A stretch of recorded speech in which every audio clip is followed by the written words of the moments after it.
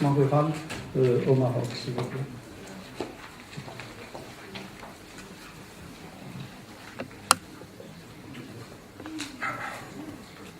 Merci, monsieur le modérateur. Tout d'abord, permettez-moi de remercier vivement les organisateurs de cet atelier d'avoir impliqué le ministère de la Santé et de me permettre de vous donner quelques aspects, les aspects sanitaires sur l'assainissement rural. La question pourrait aussi se poser pourquoi le ministère de la Santé, pourquoi il a été impliqué. Ça a été dit dans les mots d'ouverture des organisateurs. Le département de la santé est une partie apprenante de cette thématique d'assainissement et de réutilisation des eaux usées, que ce soit en milieu urbain qu'en milieu rural.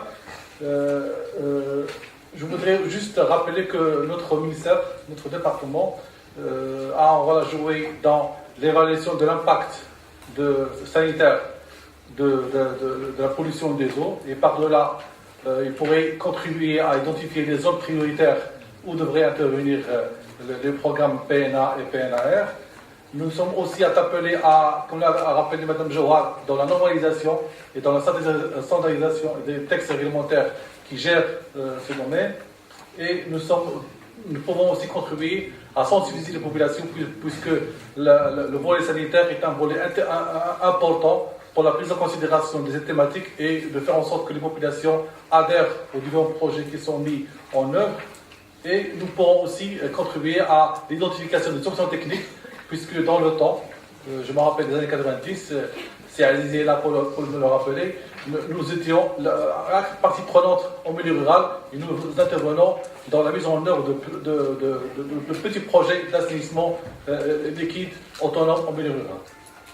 Donc je m'arrêterai pour l'introduction pour dire que je vais essayer de traiter plutôt l'aspect réutilisation des eaux usées en milieu rural, et le plan de mon exposé est comme suit. Je voudrais tout d'abord vous donner une précision sommaire des risques sanitaires qui sont induits, qui sont liés aux eaux usées en général, à la réutilisation des eaux usées en milieu rural. Je voudrais aussi vous brosser un petit bref aperçu sur les directives de l'OMS en la matière, puis parler de la situation au Maroc, vous apporter quelques éclaircissements sur ce que la situation nationale, et puis une petite conclusion pour contribuer au débat de cet atelier, pour soumettre 3 propositions, 3 axes de développement pour appréhender et développer la contribution et les aspects sanitaires dans cette thématique. Donc, pour ce qui est du premier point, qui est la précision sommaire des risques sanitaires liés aux eaux usées et les produits irrigués par les eaux usées, tout d'abord, d'après l'OMS, il y a une multitude d'organismes pathogènes qui pourraient circuler dans les eaux usées. Donc là, vous voyez un tableau qui a été déjà travaillé et élaboré dans les années 90. Et là, vous voyez une multitude d'organismes tels que les bactéries, les éléments, les protozoaires et les virus. Et là, on peut, juste à titre d'exemple, une coliforme pathogène comme la salmonella peut exister dans les eaux usées à quelques 10 000 unités par litre. Les protozoaires aussi peuvent exister, et la liste est très longue. Et là, c'est juste pour vous annoncer que travailler avec les eaux usées, ça présente un risque qu'il faut bien sûr gérer, qu'il faut maîtriser. L'existence de la bactérie ou bien de ces organismes n'est pas suffisant pour apprécier le risque sanitaire. Il faut aussi avoir une idée sur la survie de ces organismes. Et là aussi, l'OMS et les scientifiques au niveau international ont établi une survie, moyenne des différents organismes pathogènes. Par exemple, pour les virus, il y a des virus qui peuvent survivre jusqu'à 120 jours dans les eaux usées, en moyenne 50 jours. Dans les produits alimentaires, dans les cultures, ils peuvent survivre jusqu'à 15 jours.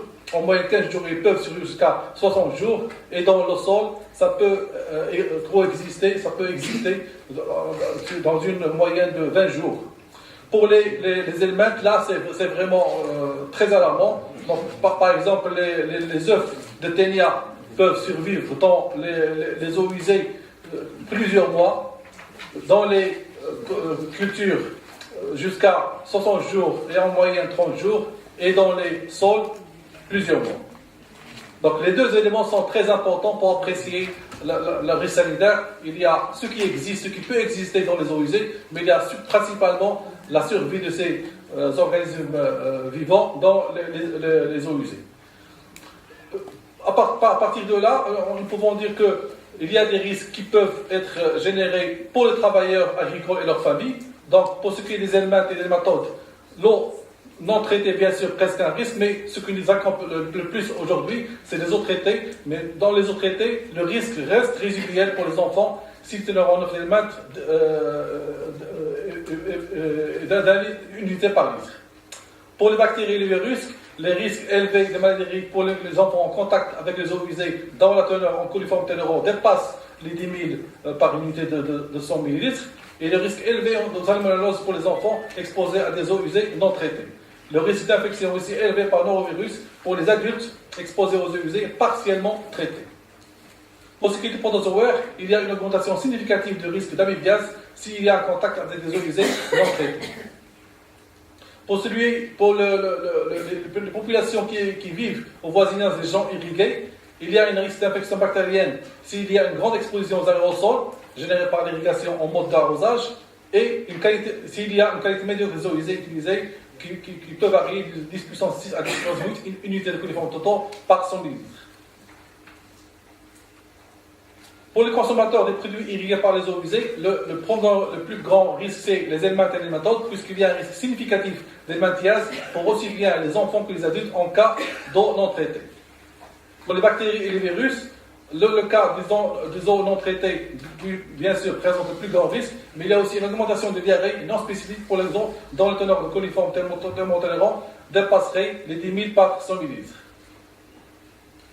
Les protozoaires aussi présentent un risque puisque plusieurs parasites ont été mis en évidence sur la surface des produits irrigués par les eaux usées, mais la transmission directe des maladies n'a pas été mise en évidence par ce type d'organisme. Maintenant, quelles sont les étapes préconisées par l'OMS pour maîtriser ces risques liés à la réutilisation des eaux usées épurées? Tout d'abord, l'OMS nous invite à identifier les dangers. C'est le cas par cas. À chaque situation, il faut identifier les dangers et à partir de là, mettre en évidence les risques sanitaires qui sont liés à ces dangers et puis établir des objectifs sanitaires clairs pour la gestion des risques sur la santé. Et puis implanter des mesures de protection et vérifier, suivre ces mesures de protection pour vérifier est-ce qu'ils fonctionnent de la façon adéquate. Donc là, le principal départ de cette option, c'est d'identifier et d'établir des objectifs sanitaires et ces objectifs sanitaires peuvent aider à bâtir une réglementation sanitaire préventive appropriée pour chaque pays. Et l'OMS invite chaque pays à établir ses propres objectifs sanitaires.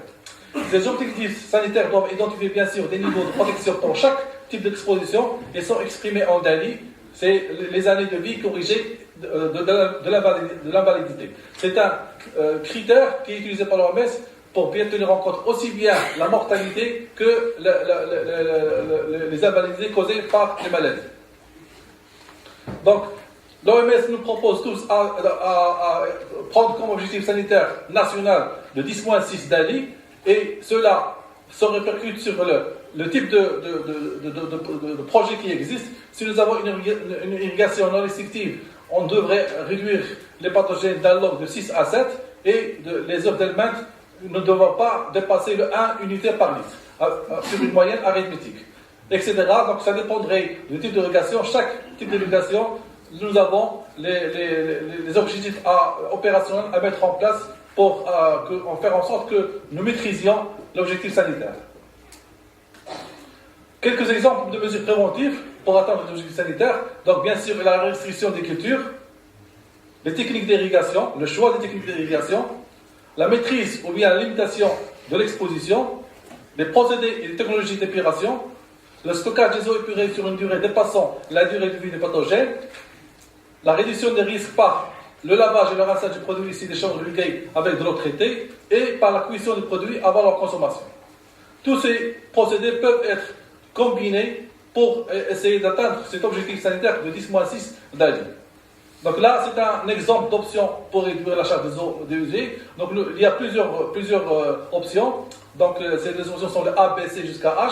Par exemple, l'option A, on peut imaginer que le traitement s'arrêterait à un log de 4, mais par l'application d'une irrigation par goutte à goutte, on peut augmenter l'objectif à 6, et puis par le lavage des produits, on peut atteindre l'objectif sanitaire qui est de 7. Donc c'est vraiment l'OMS voudrait nous dire que peut-être qu'on devrait travailler le cas par cas pour à chaque fois établir l'objectif pour atteindre ce objectif sanitaire de 10-6. Là, c'est quelques mesures préventives qui sont préconisées par l'OMS. Donc, je l'ai cité tout à l'heure. Donc, il y a le stockage, il y a le traitement des eaux grises, etc.